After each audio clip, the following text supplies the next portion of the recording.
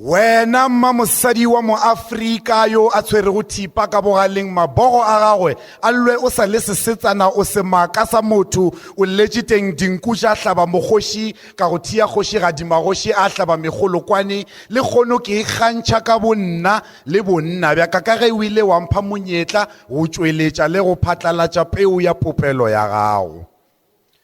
Wena mosadi wa mo Afrika yo a tshwere go thipa ka bogaleng mabogo a gagwe a lwe o sa le sesetsana o se maaka sa motho o legiteng dinku ja hlaba mogoshi ka go thia goshi ga dimagoshi a hlaba megolokwane le kgono ke ikgantšha ka bonna le bonna bja ka ge o ile wa mpha monyetla go tšweletša le go phatlalatša peo ya popelo ya gago. He hit her head hard on the floor. Her heart paused as his strong muscled arms armed to wrinkle a brown face. My feet vibrated to an earthquake like shakes. That was a soul and body bag mopping the tiled floor with fusion of blood diluted with tears. She screamed her heart out loudly, ornamenting the background melody intentionally played to distort his abusive deeds. She got used to the floor and befriended the patterns of the tile lines. She converses with the roof daily, glorifying his immoral endeavors. The word love to her is a scrambled version of an abbreviation of violence. Disdain overwhelming the humble sentiments. She feels empty inside, dirty outside. In essence, she sees a walking corpse in herself. She covers her scars with a ring of lies, making up stories when confronted face to face. Culture and religion blinded both victim and tyrant, dominating their sheep by having relations without a concern. A woman would violate her deeply to an extent that she will bleed heavily as it satisfies and feels proud about how strong he is, bragging about how man enough he is. Her pride restricts her to walk away believing that endurance is the only way to conquer the intense pain felt inside. She can't socialize with workers anymore. Fed up to the core, neglected support groups, women's schemes because she believes she's doing it for her kids. Neighbors no longer gossip, kneeling on the palm of her floor, pleading with the Most High to deliver her from the emotional torture and physical agony. She has a nose scar. She has a nose scar, a thigh scar, and a deep hole in her heart filled with anger and regret. She was abused by her mother tongue when she tried tongue twisting in the name of multilingualization, and she said, "Tiklo ndiyabulela, xa undiva xa ngigqiba ukuthandaza wonke amaxesha." A click of annoyance tickled my eardrums through a sweet sour voice that moves simultaneously with the rhythm that creates the beat which is an African beat, the beat which is nourished and nurtured through an African drum. I speak of ashiko drum, djembe drum, marimba drum. Ideologically speaking, there was in the beat that beat by beat. And one could say she's a professionalism of a lyricism through how she speaks her euphemisms, trying to redress the imbalance of the past that black African women faces on their daily basis, walking around with their blue and black-eyed faces claiming to protect their marriages. You see, I salute the real men.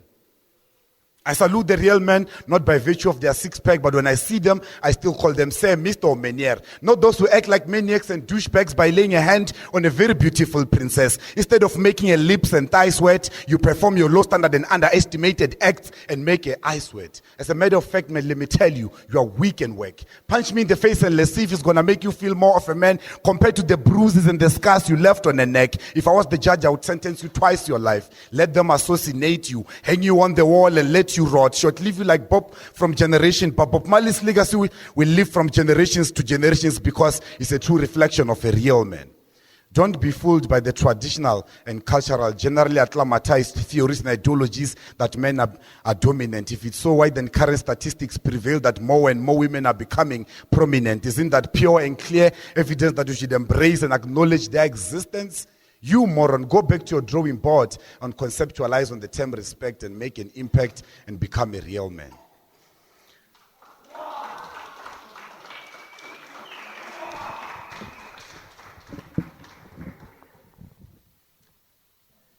I'm very black that you cannot see my dark skin with your naked eyes. I'm very black that you cannot see my dark skin with your naked eyes. I'm very black that you cannot see my dark skin with your naked eyes. I'm very black that you cannot see my dark skin with your naked eyes. I'm very black that you cannot see my dark skin with your naked eyes. It is hard to be me living under the skin condition. My upbringing was rooted and embedded by uninformed myths escalating within the societal bliss, doing as they please and wish, forgetting that I'm a human human being. I got dissed and teased, which really dismantled my self-esteem, and ever since I've never had peace. Put yourself in my shoes and wonder how you would have coped being called a thing. You see, rich kids believed I was a product of a witch, having to live and mingle with something they've never seen. Do you blame them? Well, I don't. Even old people still believe the very same thing. You find mothers in the streets turning around and say sis and spits on their chest, avoiding to give birth to white kids.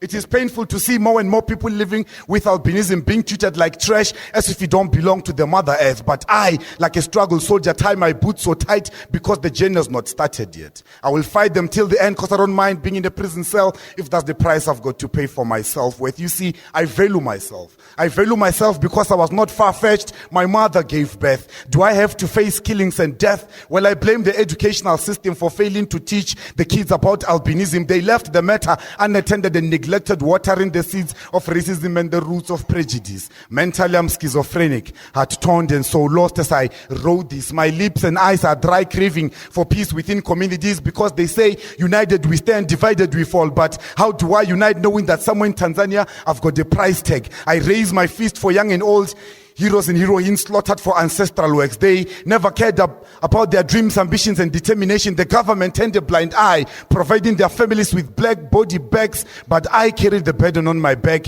calling upon for societal help to help reduce more suicidal cases, because they preach social inclusivity.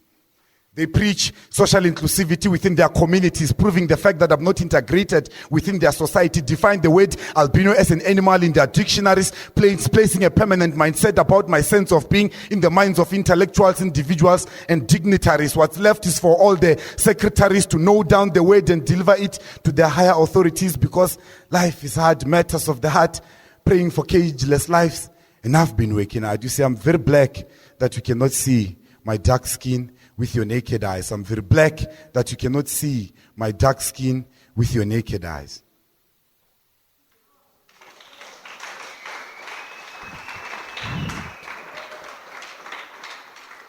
I know, guys, you are waiting for those results. Yeah, that they are coming. Oh, and the food, ne? Yeah, no, one more. Let's do one more. Hey.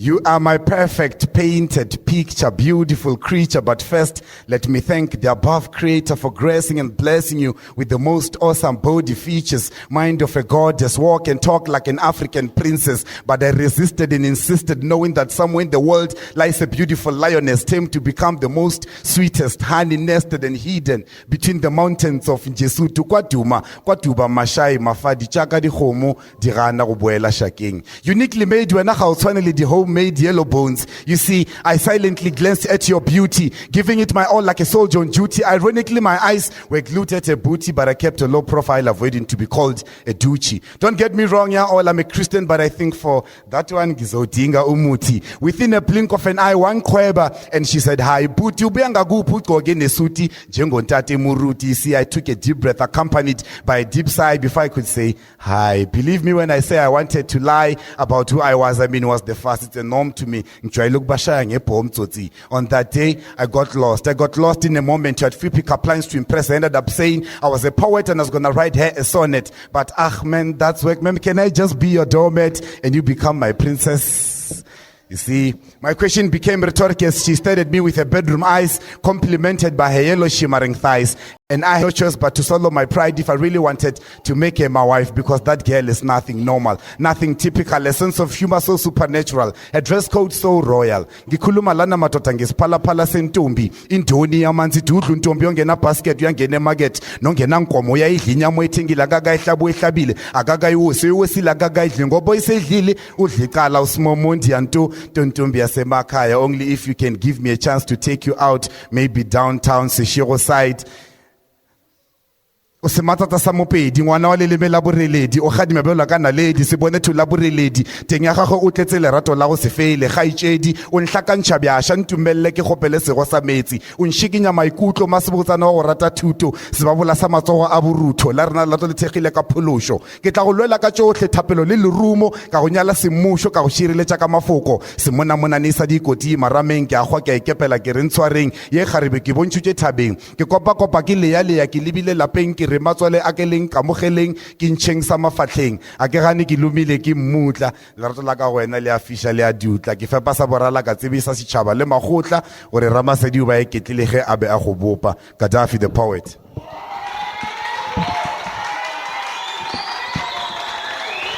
Yeah, guys, I just wanna put this out there. For whatever poetic dreams we have, for whatever visions that we have regarding poetry, whether it's an individual thing, organizational thing, whether it's a provincial thing, or even a national thing, those dreams, those visions, they can be, achieved.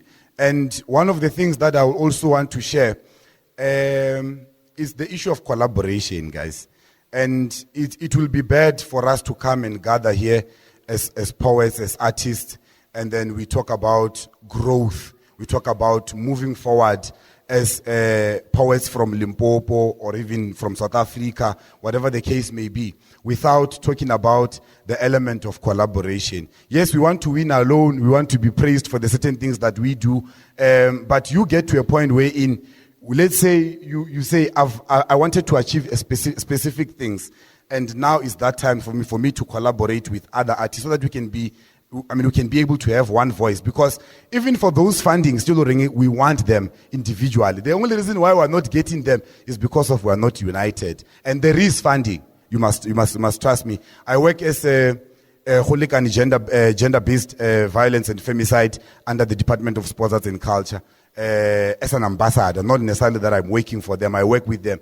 And because I've got a little bit of information, I know there is money for everyone. Whether you are a poet, a dancer, whether you are a sculptor, whatever the art form that you guys do, you must know there is money. You just need to find the relevant people to assist you. And I think one of the things that we spoke about that Jack Rams is also going to allude on is the fact that we need those workshops, these kind of workshops as well, wherein we can come through, gather together and share experiences. Because most of the things that are really killing us as upcoming poets, the reason I'm using upcoming is because I've never seen a famous poet. As a poet, if you are writing to become famous, you're gonna have a problem because you're writing stories of the people. You need to be grounded, humble, learn, observe, and engage with whoever about whatever. But it is just to say that as upcoming poets,